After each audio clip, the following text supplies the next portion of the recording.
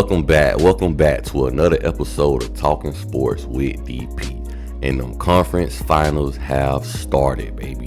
We finna get into this thing, man. We finna turn up and talk about these NBA playoffs, man. These NBA conference finals, dog.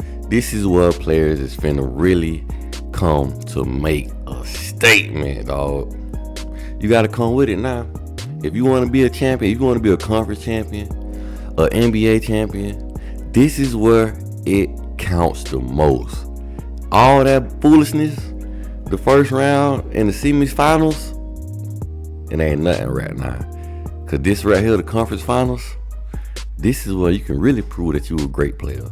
This is where you can really show your greatness. But with that being said, let's hop into the first game. We got them Indiana Pacers going down to the Boston Celtics. 133 to 128. What a game. Buckets left and right. All over the court, man. Went down to the wire. Went all the way to overtime, baby. Boston was able to push that thing in overtime. I want to say Jaylen Brown hit a last second shot. It was like 4 seconds left on the clock. Pascal Siakam, I felt like maybe you should have tried to get a hand up, but at the same time, it wasn't bad defense. You was there. It was just a better shot. So Boston Celtics, way to get that thing to overtime so y'all can seal the deal, man. They're looking scared for y'all. But with that being said, man, we got our stat leaders for the Indiana Pacers. My boy, Tyrese Halliburton, 25 points, 10 assists, 3 rebounds, man. Tyrese Halliburton was like, I want to say 46% from the floor and 40-something% from the three-point line. So he was taking more shots and he was consistently making shots, man. Tyrese Halliburton was balling. But what I want to say about Tyrese Halliburton, you got to talk to your teammates and tell them when you're not on the court, still shoot the ball. Don't be scared to take shots. I seen a lot of times where they was giving up open shots because I guess they ain't feel comfortable shooting the ball. And then the shot clock went out. Shot clock violation left and right. Because guys, I guess, wasn't feeling comfortable shooting the ball when Tyrese Halliburton wasn't in the game. Or I want to say my boy Miles Turner. But I also want to say about the Indiana Pacers, another hooper that hooped for their team, Pascal Siakam. 24 points, 12 rebounds, 7 assists, 12 for 52 from the floor, shooting 52%. Now, what I want to say about Pascal Siakam, the man is real consistent, and I can see the man can get to his shots, and he's very deadly from the mid-range game. And Pascal Siakam, he is consistently trying to make something happen for his team and for his Pacers, because they're going to need that play for him in this series. But what I want to say with this game, man, the Pacers really fumbled the bag, if you want to be honest, man. They were supposed to win this game. They did everything right.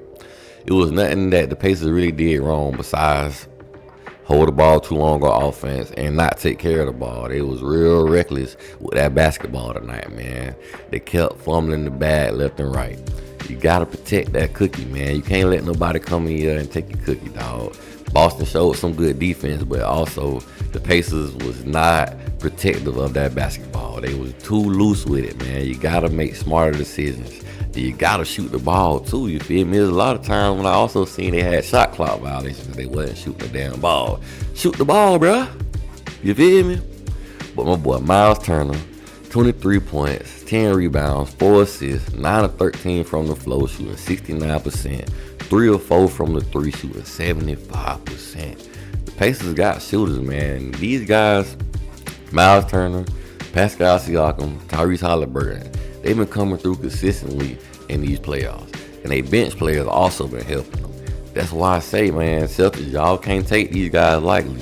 It's a good thing y'all got this game won because you don't want to get the Pacers a 1-0 lead going into the next game.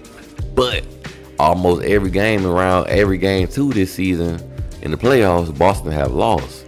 So can we see if Boston gonna turn that around, or Pacers gonna get game 2 and tie this thing up 1-1? I feel like it can happen because Boston had to do everything they could to make sure they get their W. But they played some good defense, mind you. But I really feel like the Pacers beat themselves when it comes to the turnovers. I had to collect my thoughts. That's why I paused. But stat leaders for the Boston Celtics, we got my boy Jason Tatum, 36 points, 12 rebounds, 4 assists, 3 steals, But my boy was 2 of 8 from the three, shooting 25%. But he made threes when it mattered the most. You feel me? He came through when it mattered the most. And them 36 points, you're going to need to keep them coming, Jason Tatum. And I hope this is a realization for you to understand that you're going to have to come with it this series. Because the Pacers, they got too many players that can score and get buckets. Everybody might not be hitting 25 or more, but they can get buckets. They got too many players that can get them 10 to 15, the hell to even 19, 20. They got too many players that can get that ball in the rack, man. So, Jason Tatum, you're going to have to come with it, man. You're going to have to give the Celtics everything you got, you feel me, so you can get to the next round. And y'all can finally win the NBA Finals, because y'all done went to the Eastern Conference Finals many times and ain't came through and ain't sealed the deal. But with that being said, the next person I want to get to, the key person of this game, and Boston, y'all so lucky y'all picked this man up. I'm talking about Mr. Defense himself, Mr. Jrue Holiday. Jrue Holiday had 28 points, 8 assists, 7 rebounds, and 3 steals. I'm talking about Boston Celtics was Mr. Cookie tonight. They was stealing everything, man. My boy was 10 of 16 from the floor, shooting 62%, and 4 of 8 from the three, shooting 50%. And my boy was D'ing up all night. He was putting pressure on Tyrese Halliburton and anybody else that got the ball. TJ McConnell, anybody. Jrue Holiday was giving them the business, man. Jrue Holiday was going to work. And the Boston Celtics going to need that this whole series. They're going to need you to step up and play that kind of defense every game this series, because I'm telling you, the Pacers can score, man. Good thing Boston Celtics picked up Jrue Holiday this season, because, man, if they didn't have them, I don't know what would have been the outcome of this game. Could have been a blowout. And Jaylen Brown came through also, man. 26 points, 7 rebounds, 5 assists, and 3 steals again. They got 9 steals between Jason Tatum, Jrue Holiday, and Jaylen Brown. Them boys out there playing good defense, and they needed that, man. I'm telling you. If they didn't get that, this could have went either way. I'm telling you. And my boy Jaylen Brown went 10 of 20 from the floor, shooting 50% from the floor, but he was 1 of 4 from the three, shooting 25%. But like I say, that 1 3-pointer he did make, boy, it mattered the most. Because they needed that to tie that thing up to go into overtime. So shout out to Jaylen Brown for getting the job done, man. Way to go. And what I will say, like I said before, this series should bring the best out of Jason Tatum. This should be the best we've seen Jason Tatum in the playoff series this year. Because he gonna have to. He ain't gonna have no choice. The Pacers gonna make him do it. Because the Pacers is out there balling. They hooping. You feel me? They not looking back. And the Celtics had key defensive moments, man. They finished the game with 11 steals total, 5 blocks, and they forced 22 Pacers turnovers. Like I say, the Pacers weren't protecting that rock. They were letting that thing go left and right. Shot clock violations, passing the ball out of bounds, just straight being pressured. And a lot of key possessions, when they had the ball late in the fourth quarter, you feel me, they lost the ball, man. It ain't make no sense. Mind you, Boston held the Pacers to 2 points in the last 2 minutes of the fourth quarter. So, yeah, I told you, Boston, that defense y'all played, y'all gonna have to keep it coming, because, boy, these guys do not want to miss. The Pacers be hot out there. And Boston also had 19 second chance points to the Pacers 15, and Boston had 58 points in the paint to the Pacers 56. And Boston had 16 fast break points to the Pacers 14. But one of the key stats, too, Boston had 32 points off of the Pacers' 22 turnovers. So way to go, Boston, for playing that defense, man. Way to make the Pacers uncomfortable out there. Don't let them boys get comfortable. Don't let them just hack up shots. But mind you, they was still getting a lot of there. They was hot. You almost won the game, bro. The Pacers had 7 different players scoring double digits. And I want to say 3 of them in the 20-point average. So the Pacers can hoop, man. You can't sleep on these guys. And they shot 53% from the floor as a team. You feel me? And they was 90% from the free throw line, going 9 for 10. You cannot play around with the Indiana Pacers, Boston. If y'all want to take this series, if y'all want to take this series, making sure, because I know I'm country, so I got to make sure I clarify that, you feel me? But if y'all want to take this thing serious, dog, y'all need to get game 2. Do not let the Indiana Pacers get game 2. Because if they get game 2, you giving them too much confidence. Because I think y'all going back to the bridge game 3.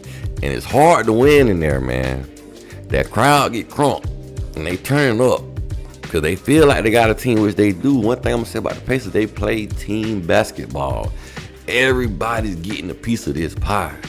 You can hoop, you get the hoop, you get the hoop, you get the hoop. So Boston Celtics, Jason Tatum, Jaylen Brown, my dog Derek White with the ball head, my boy Mr. Defense Drew Holiday, and the old man Al Horford. Y'all better come with it, game 2. Y'all better make a statement, because if y'all don't make a statement and try to put these boys to bed and try to take their confidence away, this series is gonna go to game 7. I'm telling you. But we got another game tonight. We got them Timberwolves versus the Dallas Mavs. It's gonna be real interesting. We got some shooters out there. We got some hoopers out there that game. So is Baby Jordan gonna rise to the occasion, aka Anthony Edwards, or is my boy Luka Doncic gonna show the world why he the scoring champion? What is it gonna be? We shall see. But with that being said, tune in for the next episode. Like, share, subscribe, comment, all that stuff. And the boy is out. You feel me?